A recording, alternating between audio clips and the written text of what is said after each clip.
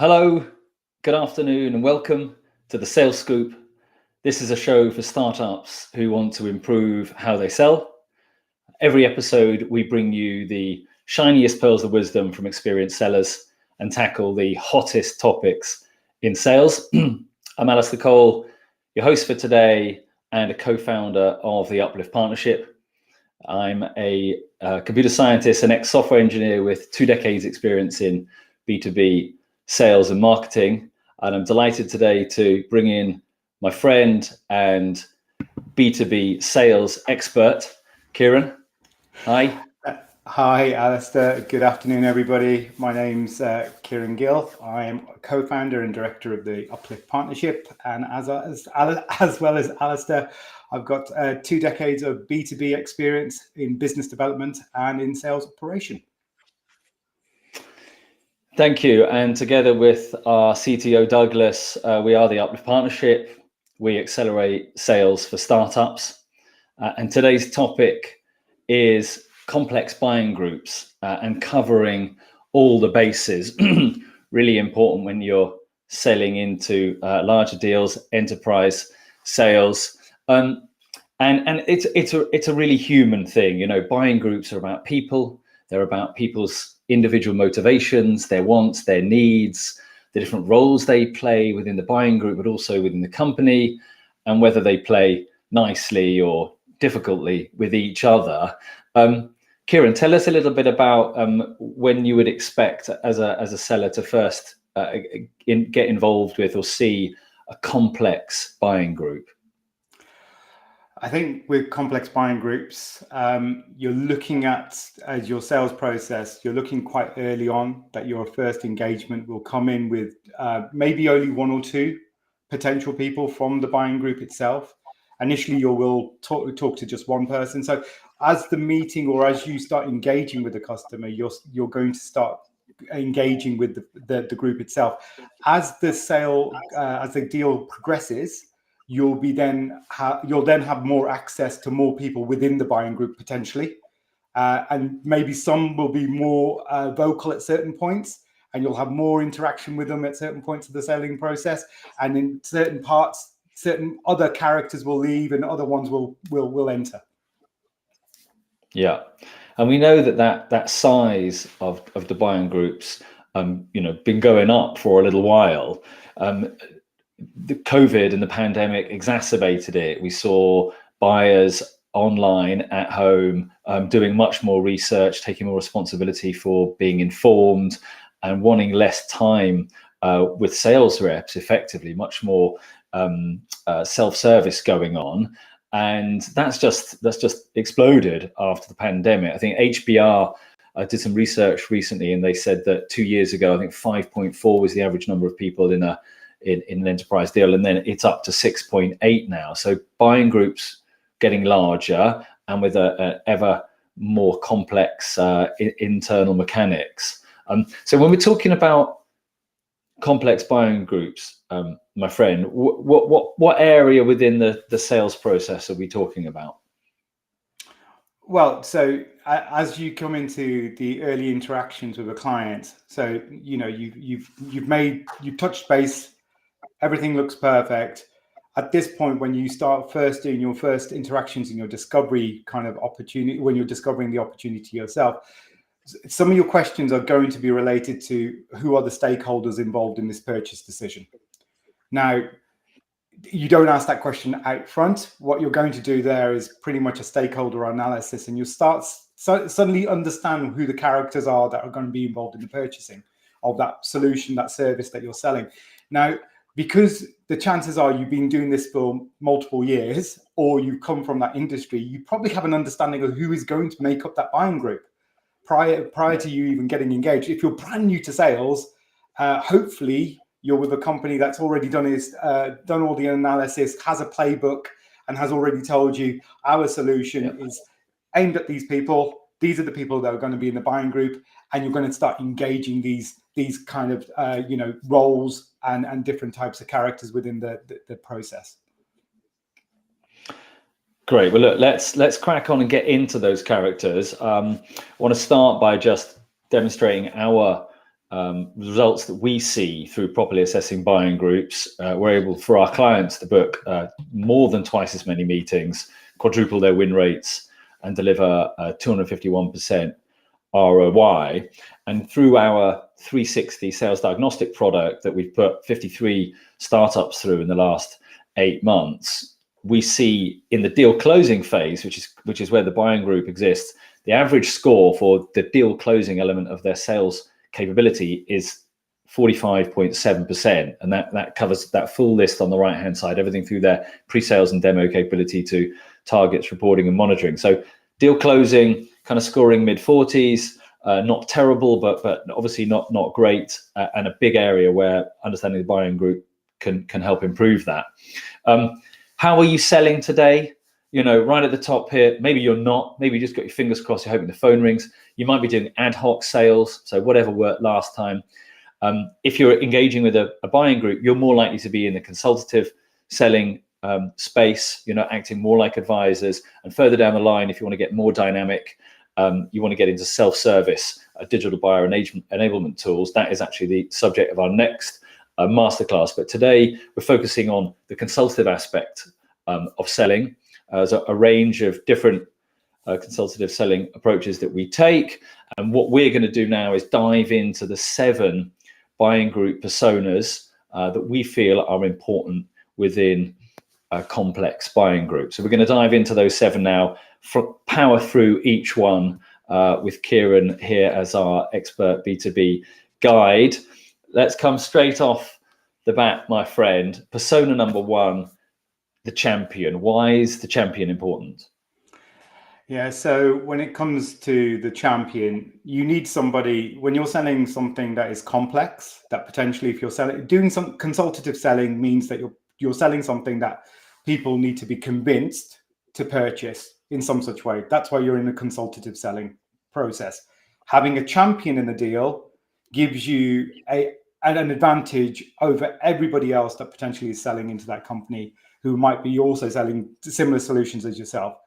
Now, the great thing about having a champion is that the champion there is there to basically promote you internally when you're not actually in the room. And that's a great thing. They're championing your solution, your service to the rest of the buying process or buying committee. And that's why it's so important to have one. And what would be your top tip? We've listed 5 things out here about how to spot a champion, how to identify their behaviors in the buying group. Which one is most important for you? The thing with the champion is you have to make sure, if you have got a champion in place, you need to make sure that you give them the right information and the right, the right assets to promote you the way they need to promote you internally. So that is very, very important, because if they don't have that information, they're unable to go and try to convince other people with the story you're trying to tell. Remember, they're championing your cause when you're not there. It's great when you're there. It's easy. However, when you're not there, these people are doing your selling on your behalf. Yeah, I mean, I loved spotting them through making a connection early on, right? And that might be that they were the person who reached out to you through the inbound lead, or somebody made a connection with early on a sales a call, and there's that kind of personal connection. There's an opportunity for them to turn into the champion. And then any watch outs for you about concerns that you might be worried about identifying someone as a champion?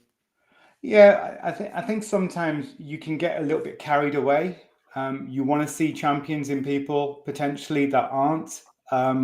They might be just talking to you because they're friendly, or they see an opportunity to maybe make themselves look bigger in the company. However, they're not really, as we would say in English, they're tire kickers. They're not there to really purchase anything. What they're really doing is they're using your material to make themselves look good inside the whole buying, within the buying committee. And that can be a waste of time. Sometimes I've been in processes, I've been there where I've seen this happen to me, where I thought the person I was speaking to was going to champion the cause, and you just realize that the deal's going nowhere. They're actually not championing the cause. They're using your material to actually make themselves look good within the buying committee, and maybe championing somebody else's cause and using your material to actually use against you. So you've got to be beware of the champion, you know. And like Alistair, you said there, I think looking for somebody you've worked with in the past who might have potentially gone into a new company is a great way of trying to find a new champion. They've worked with you, you've got a relationship with them. Maybe they're looking to now move into another new position. And this is a great way for you to then to rekindle that relationship where you had it in a past company, and then say, hey, let's try to do something here. Let's try to get you to where you want to be. Okay, let's move on to the second one. Persona number 2, the influencer. Why is an influencer so important?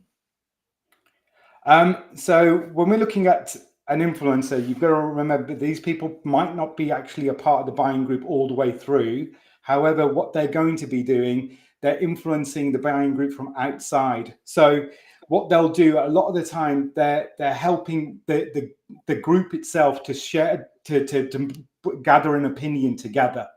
So the great thing about an influencer is that they're speaking to different people within the group at the same time. So, and bringing one of these people into your into your kind of selling approach is absolutely critical. If you can get the influencer on side who is able to influence others because of their relationships within the group, that can save you so much time in a buying process.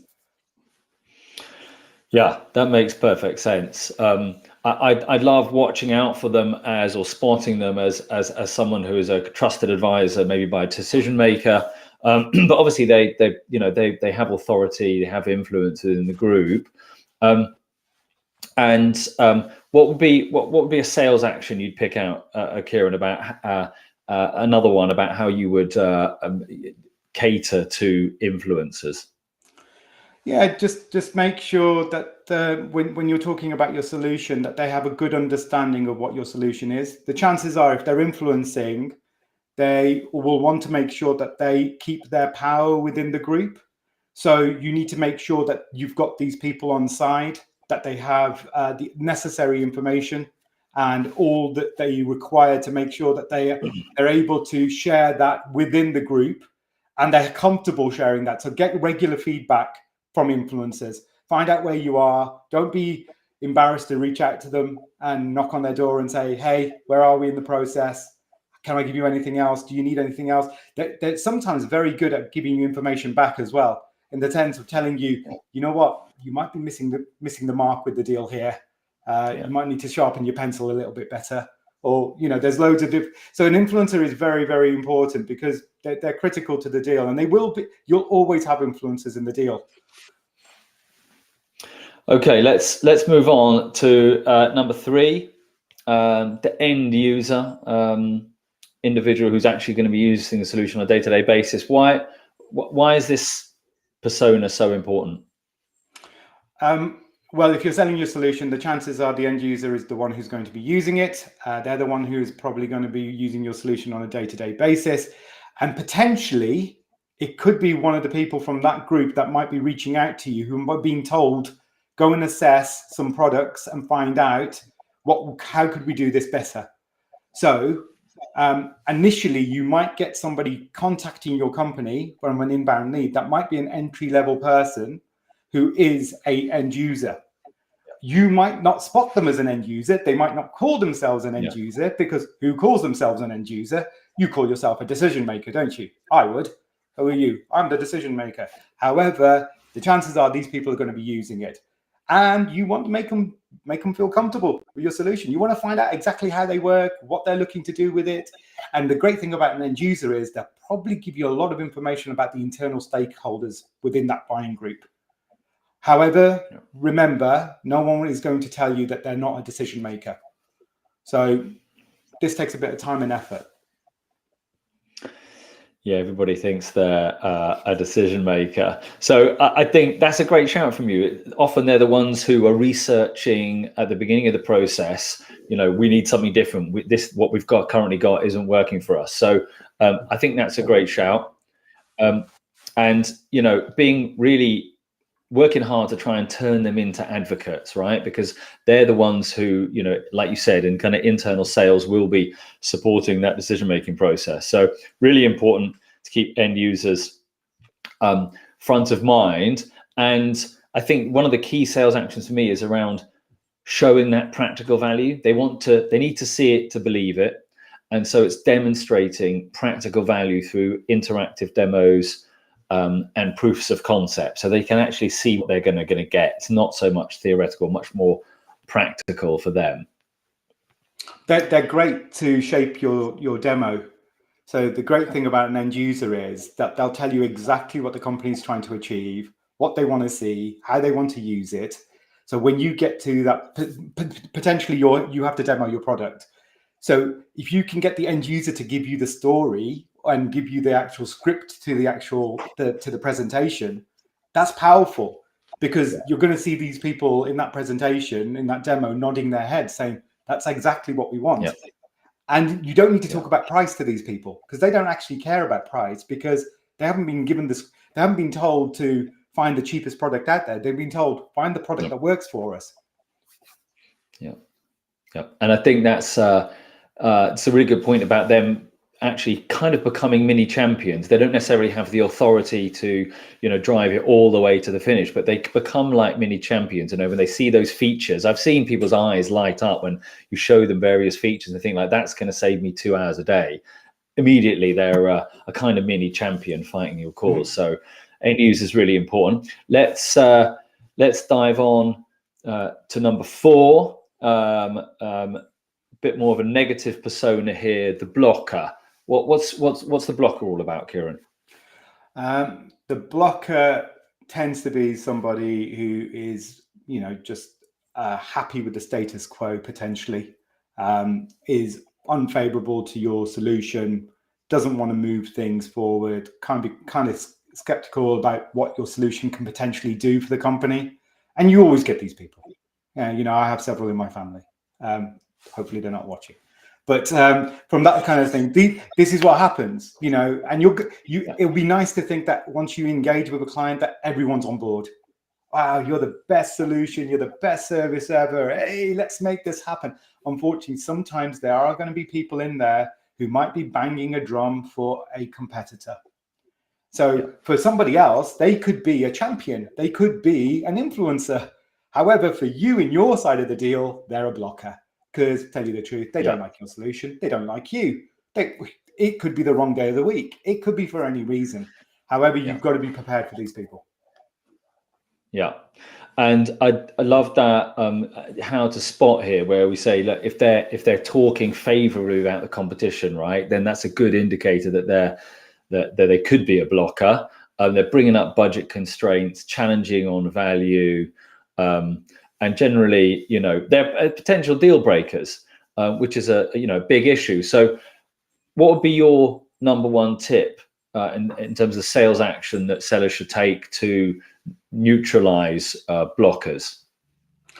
I think I love that first one, what we got there on the sales actions. Get to the heart of the objection itself, because once you start digging at that, and I've seen this happen so many times in sales presentations, the blocker potentially within the sales presentation will be the one that right in the demo will raise their hand and say, excuse me, I'd like to ask a question, and it's a horrible question.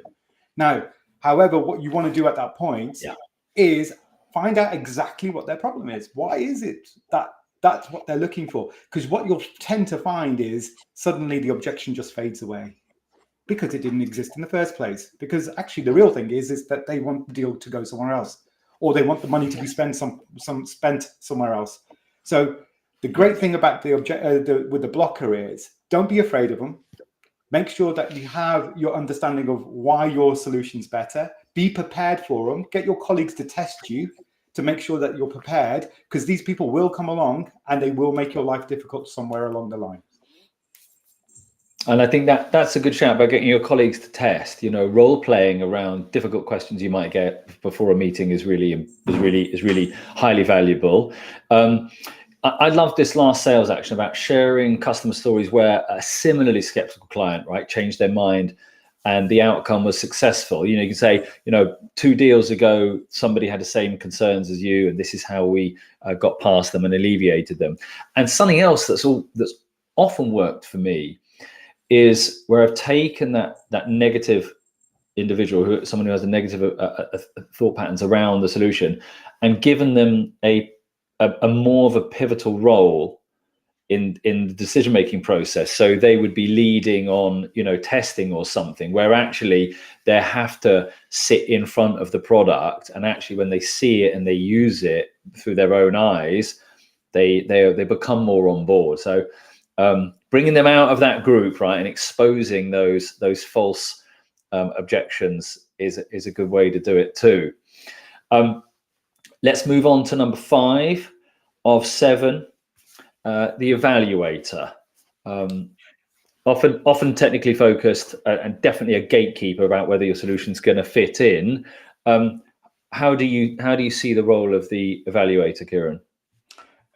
It can be very similar to the user. I won't lie to you guys. You probably know the evaluator. They might be slightly higher in the food chain within the company from the end user. However, the evaluator's job is there, potentially evaluating multiple products that are similar competitors together. So, their job is to ask lots of questions. Be prepared for these people. They'll want to have a lot of their homework. Remember that they want to make sure that they look good within the buying committee, because their job is there to evaluate and make sure that the buying committee has all the information they require to make the decision. Yeah. Often when I'm thinking about the evaluator, I'm thinking from a SaaS point of view about the chief technology officer, right? This is somebody who is checking that it's going to fit in with the overall strategic vision, the tech stack, the way the company organizes itself. Is that solution actually gonna work? Can it be woven in? And how is it going to be rolled out across that organization for individuals? And I think for them, connecting them with subject matter experts, connecting them with sales engineers, providing deep, comprehensive information is a way to help get them on board. Mm-hmm. Definitely. Number 6 is the executive sponsor. Very senior company official, financial authority. I see this more as a kind of your CFO role. Tell me about their influence in the deal, Kieran. How important are they in terms of the influence? Depending the likelihood of you closing a deal without the executive sponsor, especially in larger deals, is probably it's not going to happen. So to have an executive sponsor who potentially could even be a champion, that could be even the best kind of executive sponsor. That would be the ultimate in all selling processes. So the chances are the executive sponsor will turn up towards the end, because they won't want to really understand too much about the solution. They probably don't care where it goes. However, what they do care about is the return on investment and how they can sell it upwards to the C-suite to say, I made a great decision here. Look how much money we're making. This is the best thing ever. It was because of me this happened.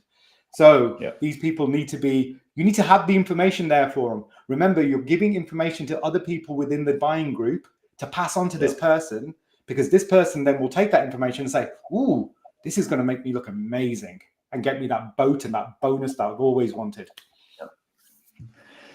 Yeah, very much focused on the money. And I think that's a way to spot, exec sponsors. They're talking about return on investment. They're talking about company goals. And then in terms of how to deal with them, you've got to demonstrate strategic value and kind of long-term success, because these people are looking way beyond just the next 4 quarters.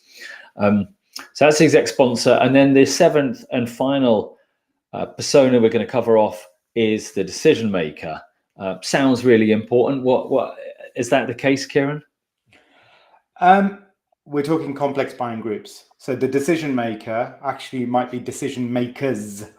So, there might be multiple people, because we're buying by consensus now more and more. No one person wants to take the decision for a product that comes into the company that could potentially be make or break. It might not be, but it's reputational risk, isn't it? So why should I take the risk on my own? Let's get everybody on board. Let's all of us sign off for this. And this is the difficulty about selling into complex buying groups, because if some people are going to be sitting on the fence or not coming on board, the chances are the deal just doesn't happen, because you know what? It's probably easier just not to do it. So decision makers are really important, and trying to turn the people, all of the people within the buying group, into decision makers and treating them thus so gives them the feeling and also the power to think, you know what, this is good because I'm getting what I want from this deal, and let's make this happen. Yeah. So, spotting them, they might be talking about the internal decision-making process. They're certainly deferred to by others in the group because of their role, and they're crystal clear about project objectives. My key sales action takeout is this last one about offering them meetings with other senior executives. Often they're difficult to get to early on in the process as a decision maker, and so how can you try and engage them? You might need to offer somebody. You might need to offer your boss or your boss's boss. Lastly on that decision maker, Kieran, what would be your number one sales action that you'd recommend? Okay, so basically trying to make sure that you're qualifying, making sure that the decision maker is comfortable with everything that's happening. They need to be able to see the value. Again, very similar to the executive sponsor, they are going to be, their kind of purpose within the whole buying group is the one who's going to be taking the decision. So they need to be very, very comfortable, and they won't take that decision if they're not comfortable. Now, the great way of saying it, and Alistair picked up on this before, is another great way of getting them on board is by showing them other companies that are similar to them and people like themselves who are decision makers who have made the same decision. Because that gives them the feeling that, hold on, if XYZ are doing this, we should be doing this, and that person's the same level as me, I'm now comfortable. So having that kind of support material that is customer testimonials that really resonate with these people, valuable as anything. Yeah. And that's a great way to wrap it up, because we opened the show by talking about how it's all about people. People have their own motivations, and actually showing people like me who used your solution and were successful is a natural, herd mentality for humans. So decision makers too, you want to get everybody on board in the room. That's how you get decision makers, by getting everybody else on board, and then comparing what they might do to their competitors in the marketplace, and why your solution is going to work for all of them. So back to the human aspect, which I love very much, and is absolutely critical, for selling and obviously dealing with complex buying groups. So look, those are the 7: the champion, influencer, end user, blocker, evaluator, exec sponsor, and finishing with the decision maker. I talked at the top of the show about the 45.7 average score that we've seen across the 50 plus startups who've been through our 360 sales diagnostic. And that is our key product of ours that we use with clients at the beginning of our relationship, that delivers a full score and breakdown, bespoke recommendations, and a revenue roadmap. You can get more at our website, theupliftpartnership.com/360, work out how you can get started today on generating your score. How good is your sales function across sales strategy, team structure, tech stack, lead gen, deal closing, like we've covered off now, customer success, and continuous improvement. So if you're interested in generating a 360 and a revenue roadmap for the next 12 months for your company, then head over to theupliftpartnership.com/360. And the last thing for me to do excitedly is to talk about the show in 2 weeks and a day's time, which is adding self-service for B2B buyers. When do you do it? When do you start adding self-service for your buyers, and how do you do that as you're moving more into the self-service realm? So that's back to our regular day of Tuesday the 7th of May. It'll be Kieran, it'll be me, it'll be a lot of fun. We'll be diving into self-service for B2B buying. Any final takeaway, my friend, on handling complex buying groups, or something that we haven't covered that you'd like to share, or maybe we've nailed it all? I think we've nailed it, the majority of it. The one thing I would say for those of you who are listening or watching or whenever you are, if you have listened to all of this, go back to the deals that you're working on at the moment and try to place who you're speaking to and try to figure out where they are. Who are these people? And then start thinking to yourself, how can you do it? If you do want a copy of the work that we put here together, happy to share that. Please reach out to us, or reach out to Alistair, because he did this immense work in the background. And we'll be happy to listen to any questions or anything you have out there, or even, if you've got a different way of looking at this, it's always good.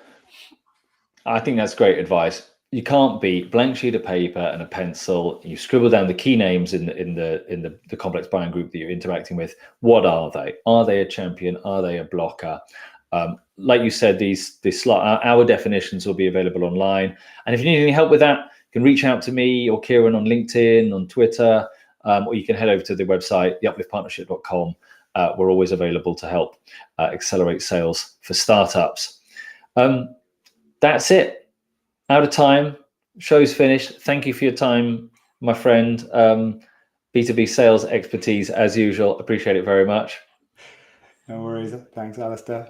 Thanks, everybody. Bye. See you soon. Bye. Bye. Bye.